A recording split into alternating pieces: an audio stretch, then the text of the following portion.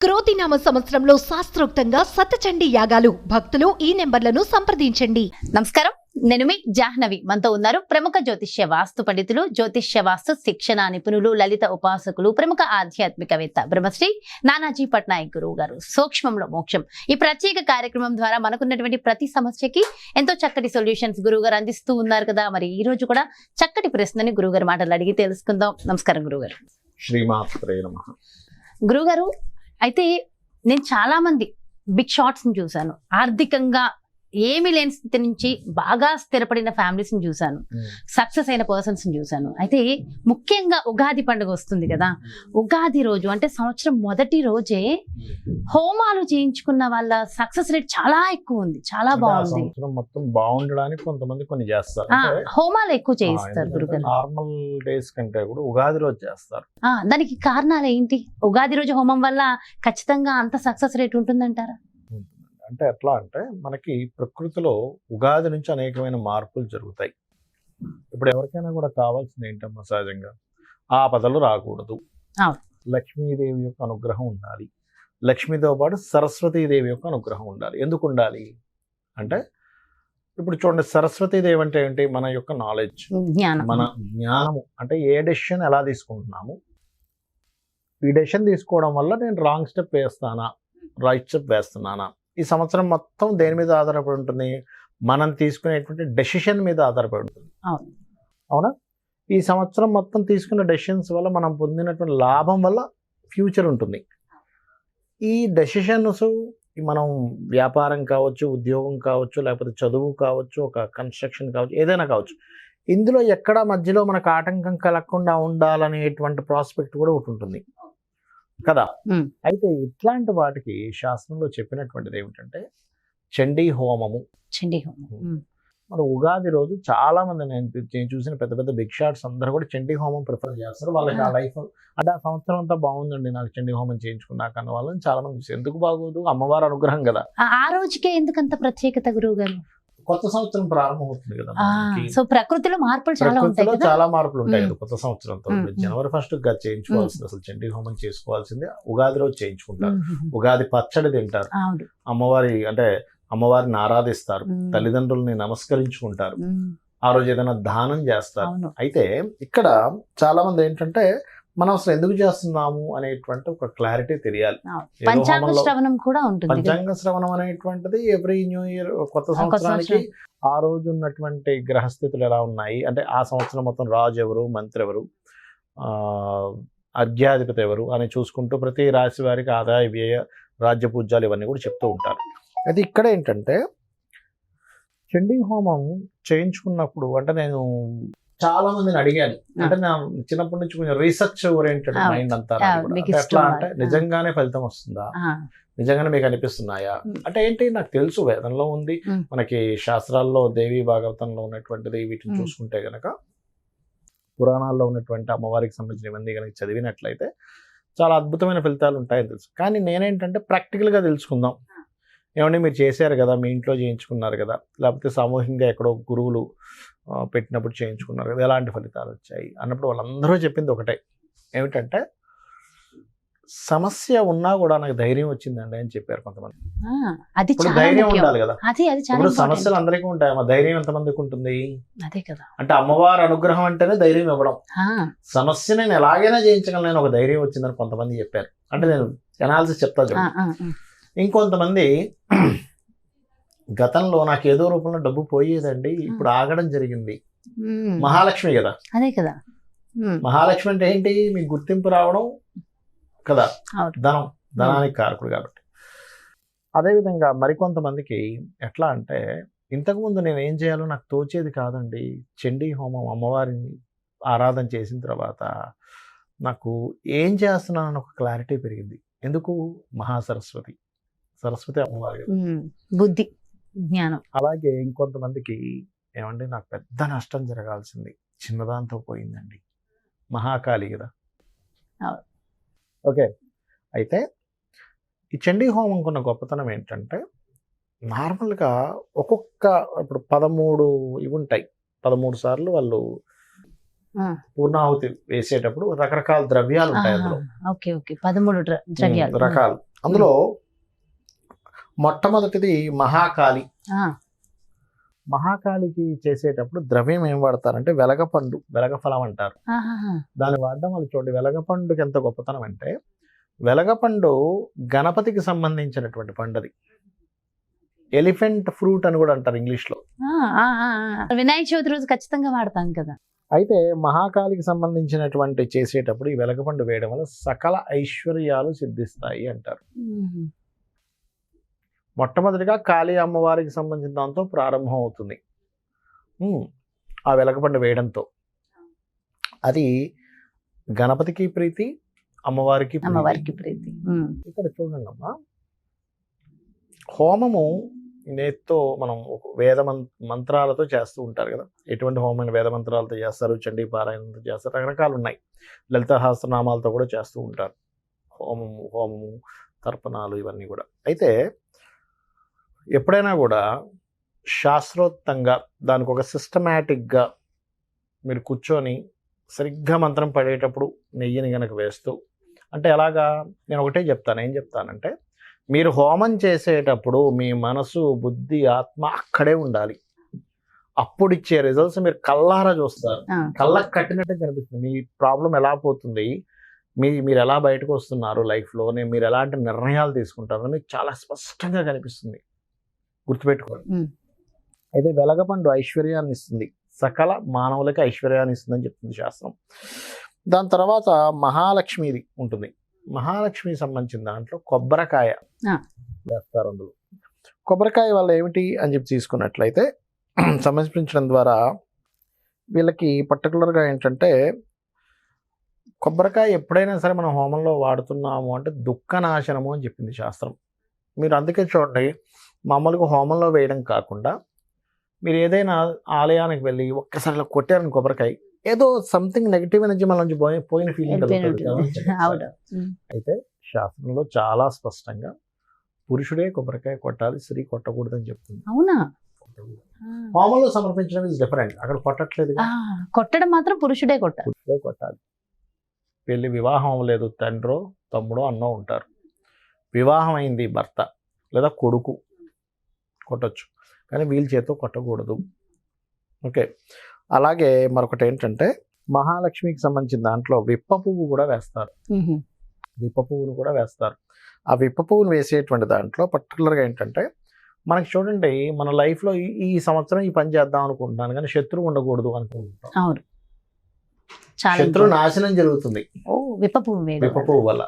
శత్రు నాశనం జరుగుతుంది. ఇక తర్వాత చూసుకుంటే కనుక పోక అంటే ఒక్కలతో కూడినటువంటిది కూడా వేస్తారు. అందులో వేయడం వల్ల ఏంటంటే, ఇప్పుడు మీరు చూడండి, లలితా సహస్రనామాల్లో కర్పూర వీటి కామోద సమాకర్ష దిగంతర అనే ఒక నామం ఉంటుంది.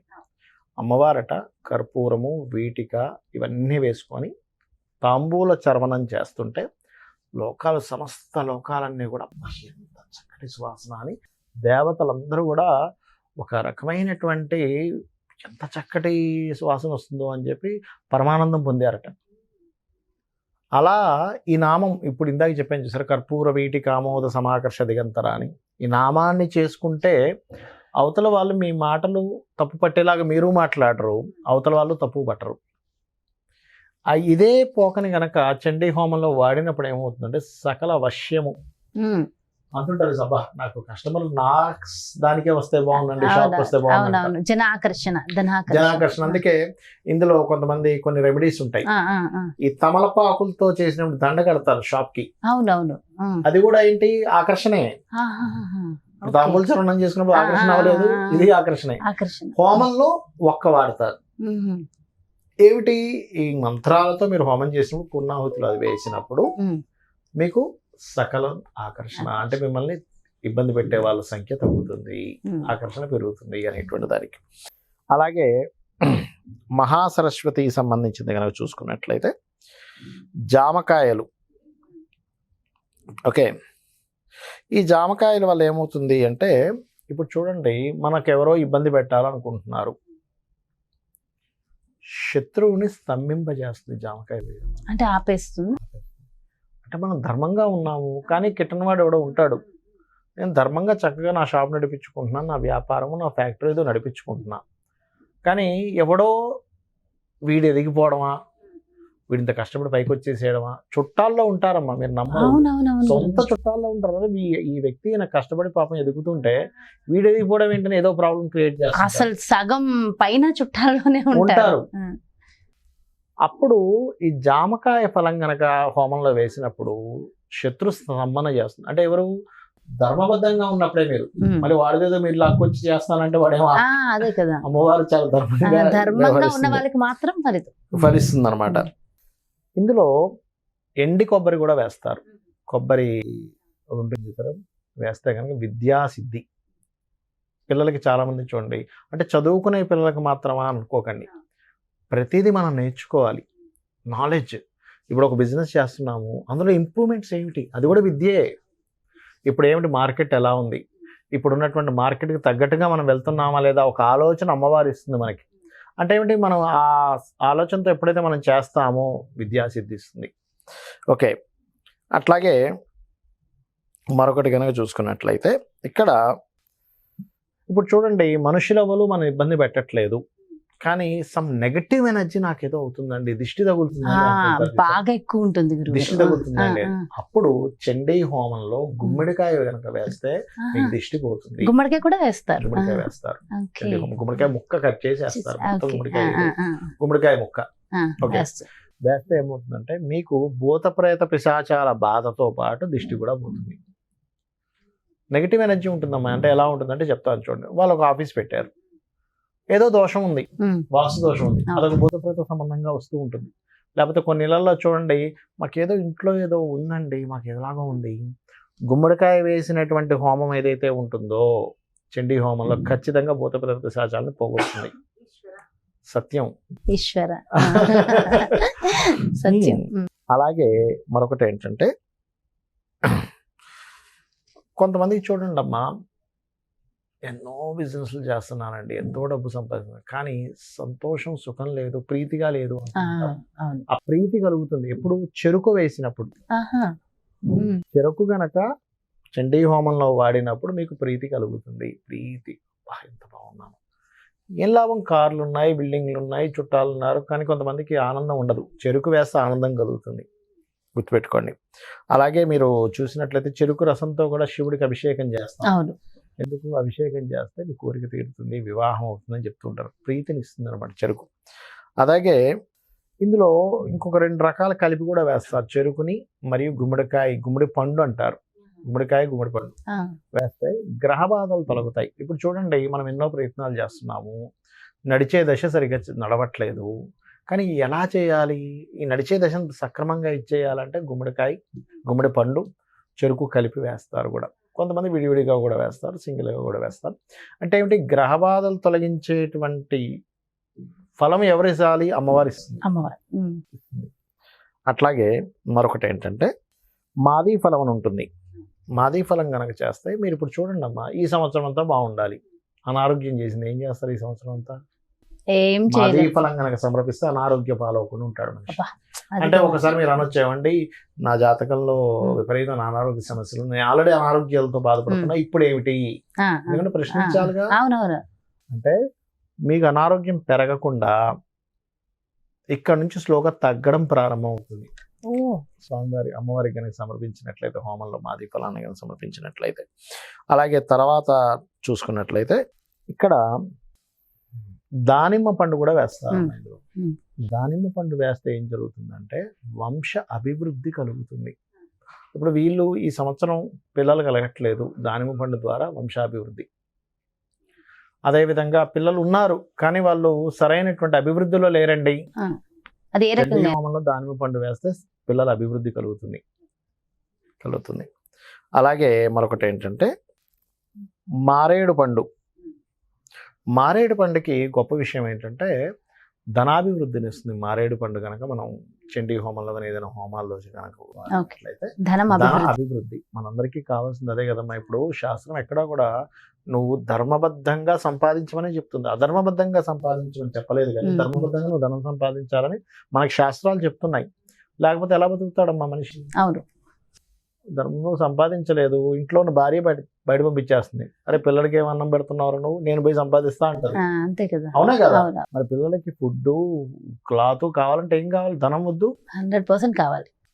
కాబట్టి ఏంటి శాస్త్రం ఏం చెప్తుంది అంటే, నువ్వు ఒళ్ళొంచి కష్టపడి పని చేయి, భగవంతుని నమ్ముకో, ధర్మబద్ధంగా నువ్వు ధనం సంపాదించు. గృహస్థాశ్రమంలో ఉన్నప్పుడు సంవత్సరం నువ్వు ఖాళీగా ఉన్నా సరే సరిపోయేంత ధనం నీ దగ్గర ఉండాలని శాస్త్రం చెప్తుంది.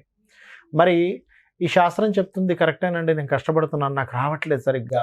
అవును కదా. హోమంలో ఈ పదార్థం వేయడం ద్వారా నీకు అమ్మవారి అనుగ్రహం ద్వారా వస్తుందని చెప్తుంది శాస్త్రం. ఇదంతా శాస్త్రంలో ఉన్నటువంటి అసలు విషయాలు ఒక్కొక్క విషయం వింటుంటే చాలా ఆనందంగా అనిపిస్తుంది గురువు గారు. అంటే మన చేతుల్లోనే రెమెడీస్ ఉన్నాయి, మన చేతుల్లో రెమెడీస్ ఉన్నాయి. ఇక 13వది ఇక్కడ ఏంటంటే అరటి పండును కూడా వేస్తారు. అందులో అరటి పండు కూడా వేస్తారు హోమంలో. అరటిపండు వేయడం వల్ల అమ్మవారు బాగా ప్రీతి చెందుతుందట. అరటిపండును వేయడం వల్ల ప్రీతి చెంది, ఇక్కడ ఏమిటి అంటే ఇది మార్కండేయ పురాణంలో కూడా చెప్పబడింది దీనికి సంబంధించిన విషయాలు. సకల కార్యములు సిద్ధిస్తాయి, అందుకే ఆఖరిలో వేయిస్తారు.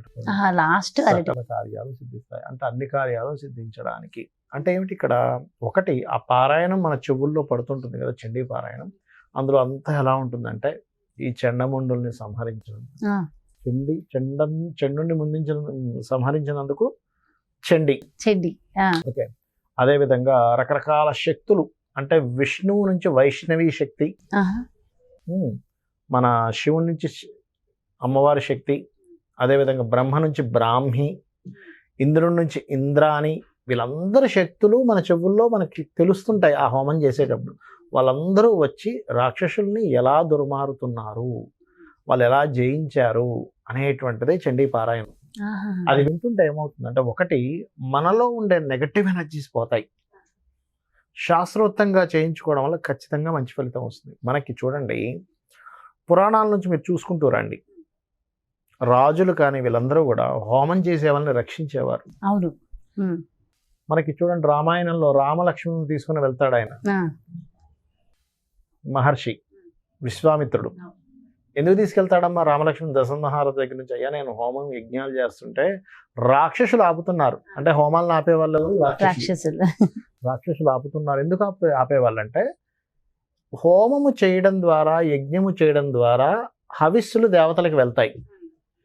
దేవతలకు హవిస్సులు వెళ్తే ప్రకృతి సక్రమంగా నడుస్తుంది. ఈ ప్రకృతి ఈ యొక్క చైన్ ఆపేసేయాలి. వీళ్ళని ఆపితే ఈ చైన్ మొత్తం ఆగిపోతుంది, మనుషులు ఇబ్బంది పడతారని రాక్షసులు కావాలని ఆపేసేవారు. అంటే మన జీవితంలో కష్టాలు పోతాయి హోమం వల్ల, యజ్ఞము చేయడం వల్ల, యజ్ఞము హోమము ఇవి చేయడం వల్ల కష్టాలు అన్ని తొలగిపోతాయి. అసలు మొత్తం తొలగిపోతాయి. అంటే ఇది ఒక ధర్మం.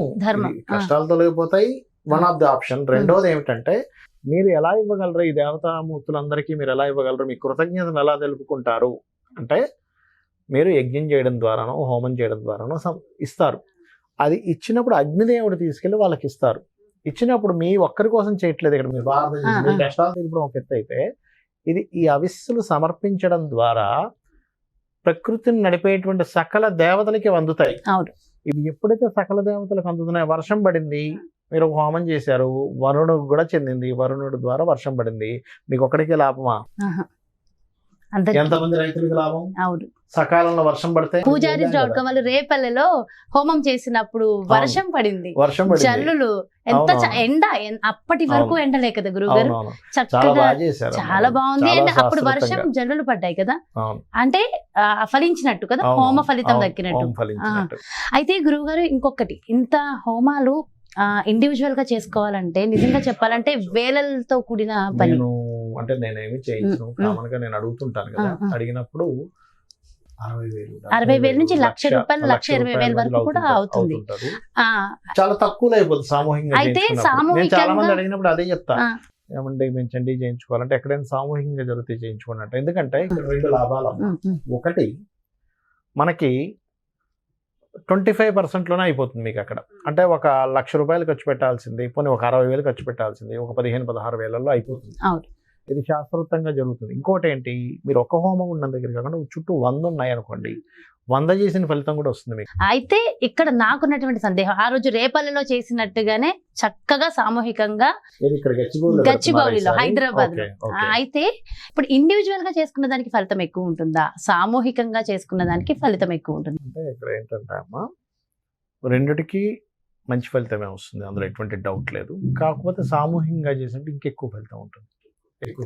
అంటే వైబ్స్ అంతమంది అక్కడ అంతమంది వైబ్స్ అంతమంది చేస్తున్నారు, ఫలితం ఒకటి ఉంటుంది. ఇంకోటి ఏంటి, సామూహికంగా అన్ని హోమగుండాలు ఒకసారి వెలిగినప్పుడు ఆ ప్రాంతానికి ఒక మంచి ఫలితం ఉంటుంది.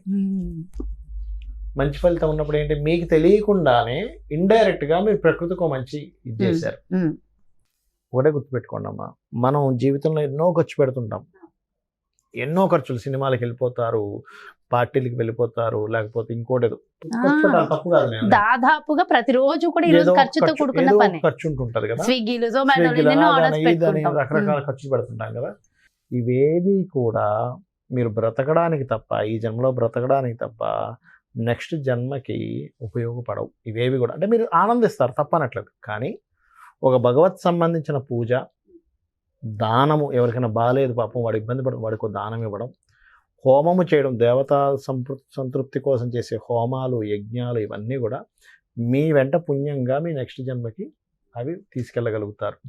మీరు ఎన్ని డబ్బులు సంపాదించండి తీసుకెళ్ళలేరు, కానీ భగవత్ సంబంధించి చేసింది మాత్రమే మీరు తీసుకెళ్ళగలుగుతారు, గుర్తుపెట్టుకోండి.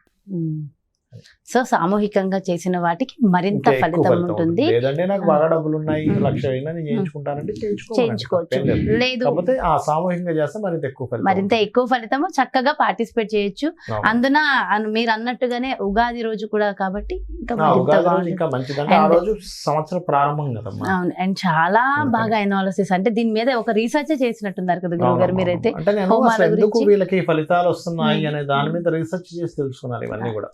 ఈ పండుగకి ఫలితం ఉంది కదా, అందుకేనేమో ఈ ఫలితం వచ్చింది. అసలు అంటే ఎంత ఆనందంగా అనిపిస్తుంది అంటే, మీరు ఒక్కొక్క ఫలితము ఒక్కొక్క ఫలం ద్వారా కలిగేది, అంటే మామూలుగా ఆ మంత్రాలు, ఉచ్చారణ వీటి ద్వారా మాకేం అర్థం కాదు, మీ ద్వారా చక్కగా అందరికీ అర్థమయ్యే రీతిలో ఒకసారి ఎప్పుడైతే ఫలితం మనకి ఏరిక తెలిసి మనము చేసాము అంటే, పండు తింటున్నాం అనుకోండి, దీని వల్ల వైటమిన్స్ వస్తాయి, అప్పుడు అందులో నిజంగా పండు తింటుంటే మనకి నాకు దీనివల్ల ఇంత ఎనర్జీ వస్తుంది కదా అని ఫీల్ అవుతాం. అసలు ఎగ్జాక్ట్ గా చెప్పారు, ఎగ్జాక్ట్లీ.